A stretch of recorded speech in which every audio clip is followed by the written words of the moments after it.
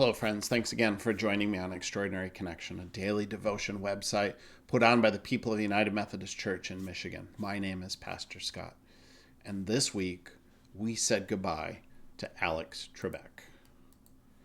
Alex, of course, was the well-known host of the game show Jeopardy for the last 36 years.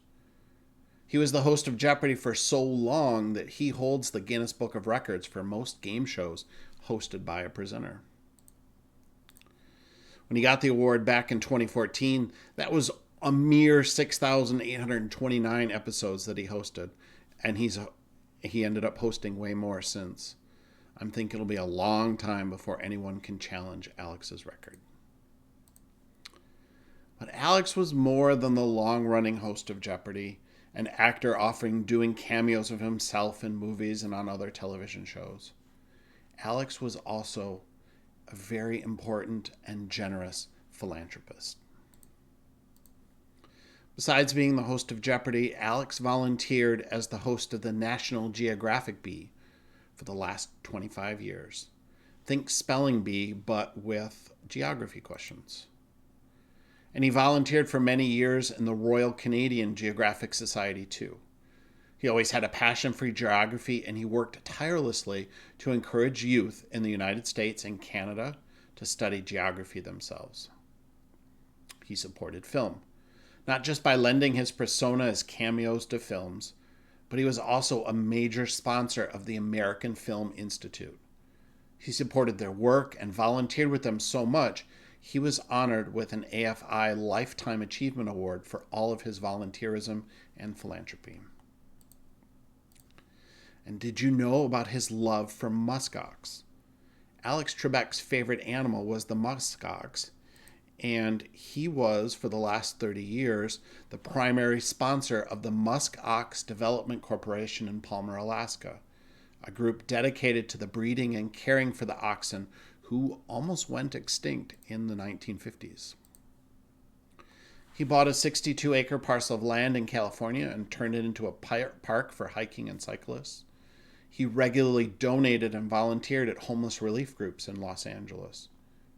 He was a major donor of both dollars and times to a group called the United Service Organization, which is a private nonprofit who provides assistance to servicemen and women.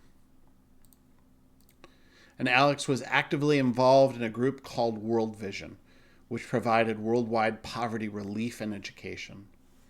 I saw one note saying he traveled over 1 million miles on behalf of World Vision, offering his person and presence to fundraisers and relief efforts all over the world.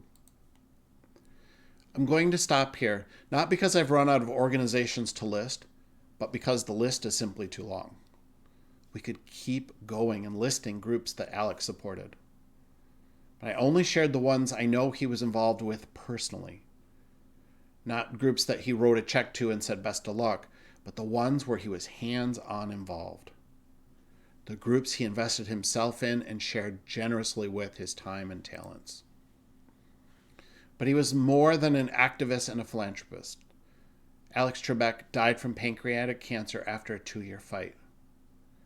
And at a dinner at Fordham University about a year ago, which, by the way, Alex was also a generous donor to, he said to the gathered group after reflecting on his battle with pancreatic cancer to that point, he said, "If there's one thing I have learned in the past year, it is the power of prayer.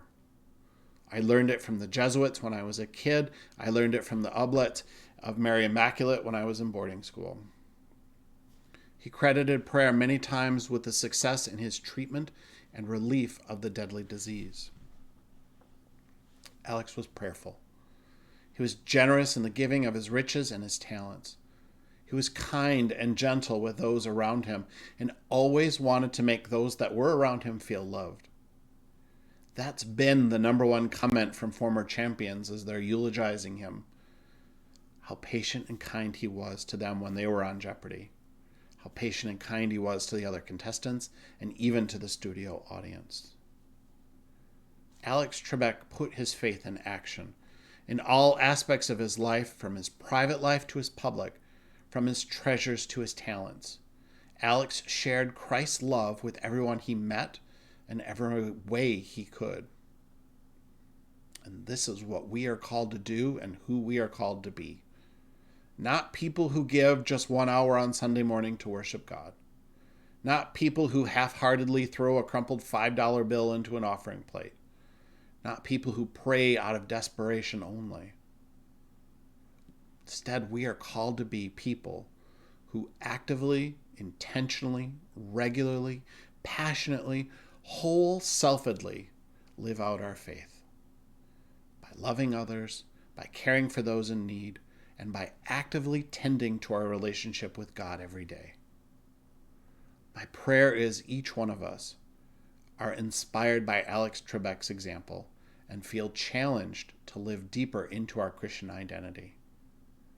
So rest in peace, good and faithful servant, and thank you for challenging us to be better followers of Christ too.